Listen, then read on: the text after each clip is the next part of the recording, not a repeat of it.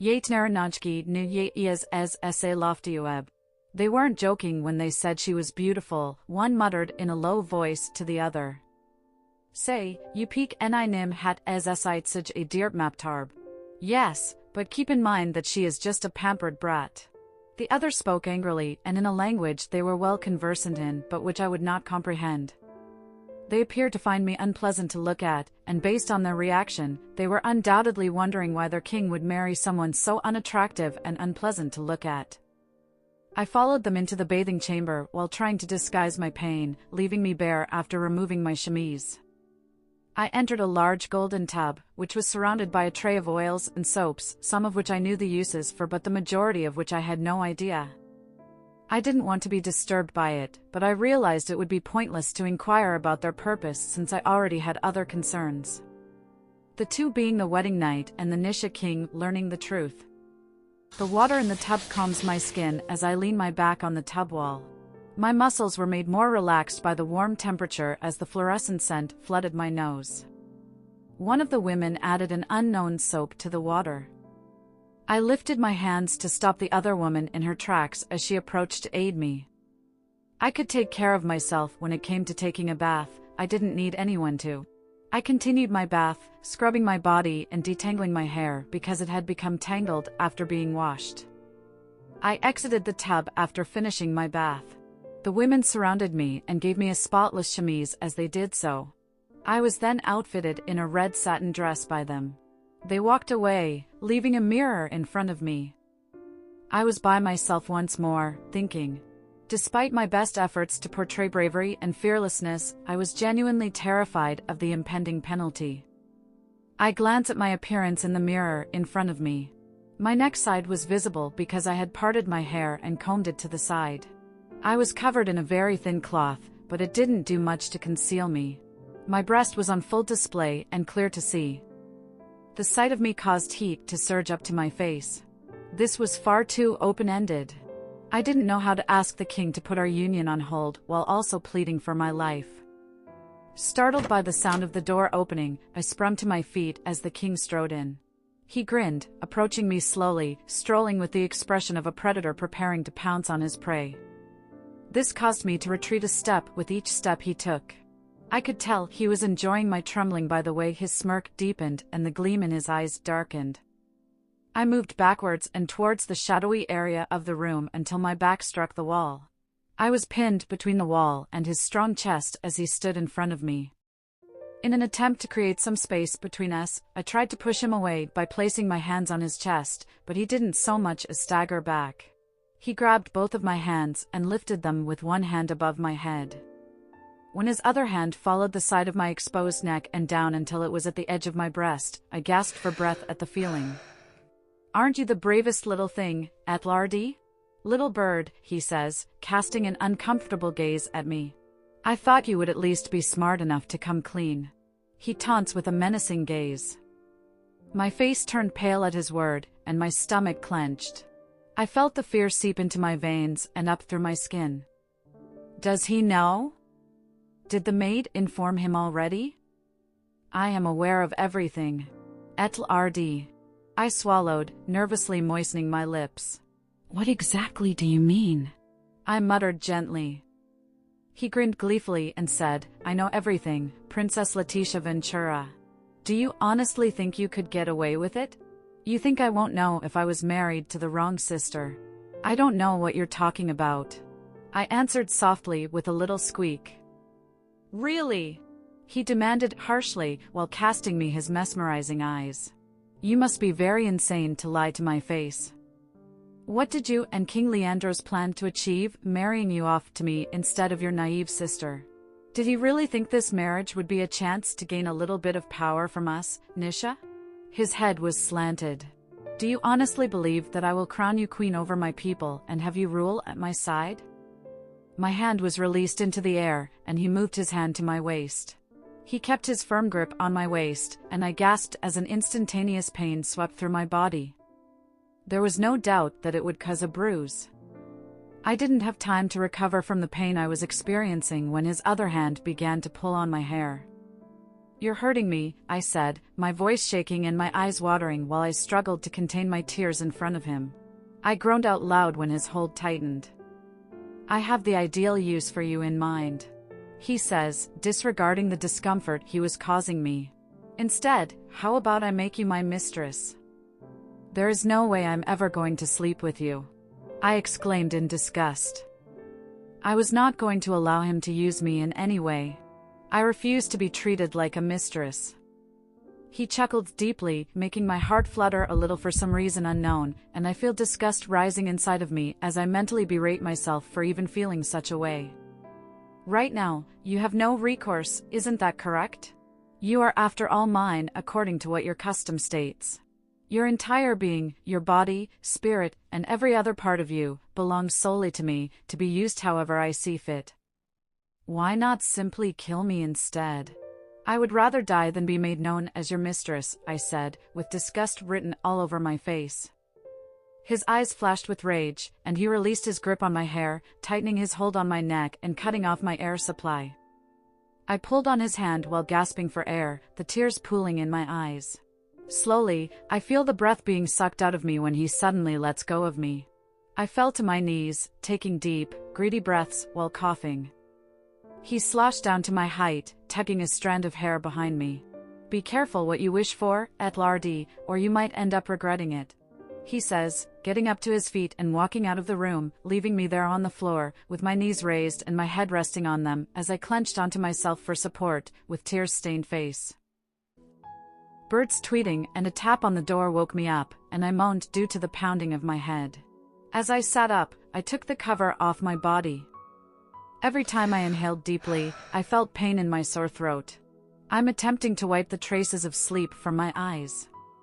My brows furrowed, recalling the trauma from last night, while forgetting I had been sobbing uncontrollably against the wall, before falling asleep and couldn't remember making my way to the bed. I dismissed it and turned to the door, watching as a maid entered. She was not the same as the one who had attended to me yesterday. Greetings, Your Highness. I am Kiva. I've been chosen by the king to serve as your personal maid. In addition to their physical prowess, height, and positive outlook, the Nisha also possessed distinctive names. They stood out so much from the rest of the tribe, which somehow piqued my curiosity and made me want to learn more about them. Hello, Kiva, glad to meet you, I replied, grinning genuinely and making an effort to calm our respective nerves.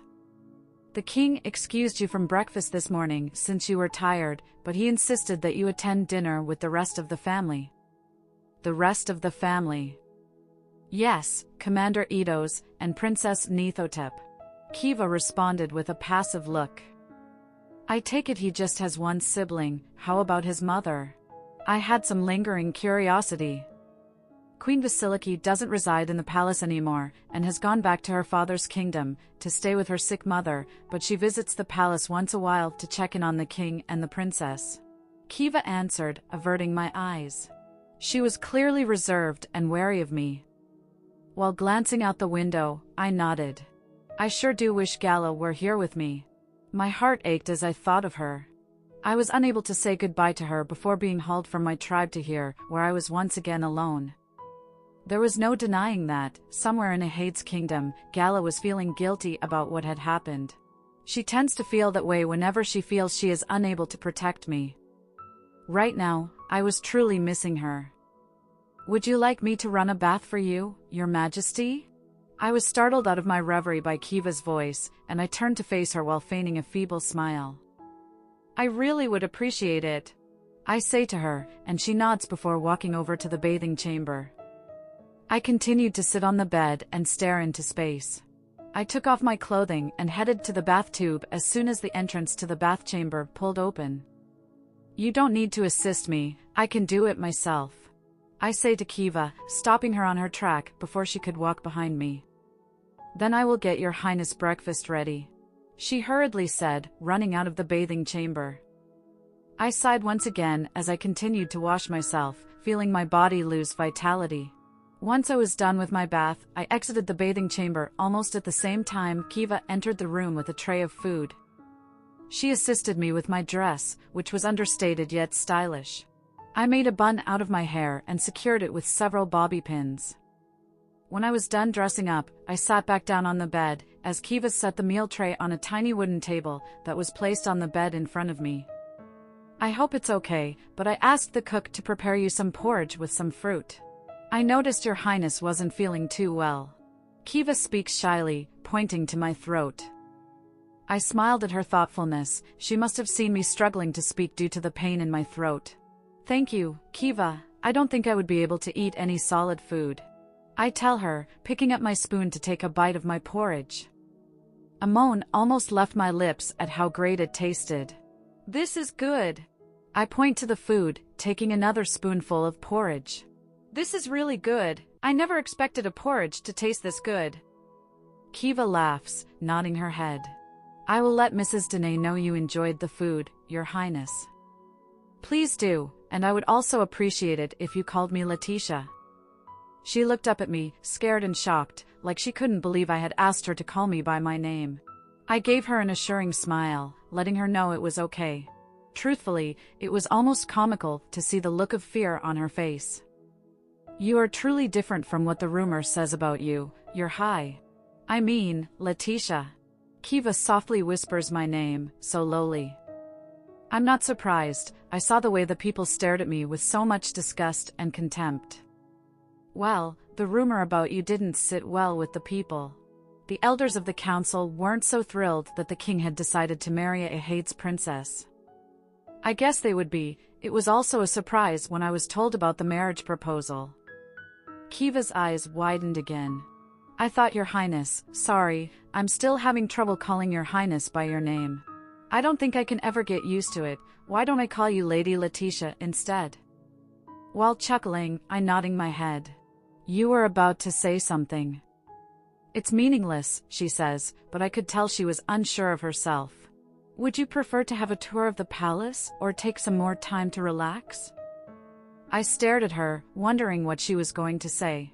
They were hiding something from me, and I intend to uncover it. In response to her request for a tour, I offered a flimsy grin and gave a tiny nod. Kiva excused herself and brought the tray of empty dishes back to the kitchen before returning, and we began our tour of the palace. Kiva showed me a little part of the palace, from the kitchen to the library to the dining hall and the likes. Right now, we were heading towards the garden. I had said I was tired and wanted to take a rest, but I didn't want to go back to the room or I would end up feeling suffocated, so we decided to end the tour at the garden for now. On our way there, my mind couldn't help but wander off to King Sviatoslavic. I haven't seen him since he stormed out of the room last night, and I was curious to know where he had spent his night. Did he spend it alone, or was he with someone else? Did he spend it with the woman who hugged him yesterday, or with someone else? The thought of him being with someone made my stomach turn, and not in a good way. An unfamiliar feeling like yesterday crept its way into my heart at the thought of him getting pleasure from someone other than me. The heavens. What was I thinking? Why would I want to please him? He was a monster, a completely cold, heartless, ruthless monster. He was everything I despised in a man, so why was I feeling this way? I didn't have time to process my thoughts when I bumped into something hard, causing me to trip, and I found myself falling backwards. My eyes were closed, expecting a painful fall, but I didn't feel anything. I slowly opened it to see strong arms holding on to me. Following the hand up to a ripped muscle before settling on the face of a man not a year or two older than the king, just like every male in the Nishan kingdom, he was blessed with a handsome feature, with the blinding sun doing no justice to his face. Firm cheekbones, a rigid jaw, and warm eyes. Yet he was nothing compared to the king. Ugh, why was I comparing them? Oh, heavens, Lady Letitia, are you okay? Kiva's panicked voice had me moving away from the handsome stranger. I smiled, adjusting my dress as I turned to look at her. I'm fine, Kiva. Lord Balthazar, she says, bowing and greeting the man standing in front of me. He nods, not paying attention to her. His eyes were on me. Are you sure you are okay? His deep voice questioned me as his eyes scanned my face. I am. Why in the heavens was I stuttering? I cleared my throat before speaking again. I'm so sorry for not paying attention to where I was going. No bother, I'm just glad you are okay. He smiles warmly at me. It is good to finally meet you, Princess Letitia. It is true what they said, you are really a sight for sore eyes. Darium, the king is lucky to have gained such a beautiful woman as yourself, his wife. A look of surprise crossed my face. Not only did he know my name, but he had complimented me. This was the first time a male had ever complimented my look, or anyone apart from Gala. I felt my face heat up, a smile touched my lips. Where are my manners? I forgot to introduce myself. I'm Zane, a friend of the king. He says it with a smile that sets hearts aflame with warming dimples. He was a friend of the king, he looked so cheerful and fun to be with, the total opposite of how the king is.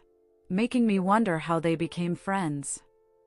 Congratulations on your marriage. I am surprised Darium isn't stuck to your side with the attention you get from the males. The thought of the king controlling my every move or the fact that it seems like I am some prized possession ignited the fury in me, and every emotion I had bottled deep down evaporated. What I do and don't do is of no concern to the king. I snapped at him before I could stop myself. I apologize if I said something to offend you, that wasn't my intention. Zane says it with creased brows. No, I'm the one who should apologize. It was uncalled for to snap at you, and I apologize. I guess I am a little tired, so I will take my leave. It was nice meeting you, Lord Balthazar. I nod, walking out of the garden with Kiva trailing behind me. Are you okay, Lady Letitia? Kiva's worried voice asked from a few meters away from the garden. Yes, I am. I just want to go back to the room and rest.